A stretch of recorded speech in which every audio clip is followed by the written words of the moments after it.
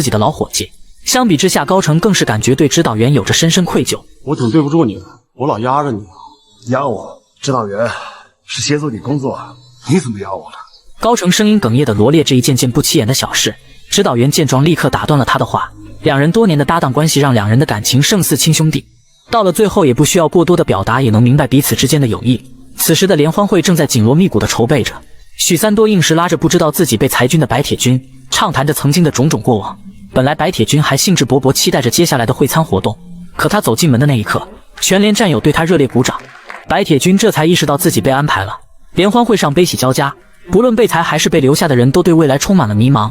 这时的张干事不顾所有人的悲痛，还要为自己的团报采集素材，但却被士兵愤怒地赶了出去。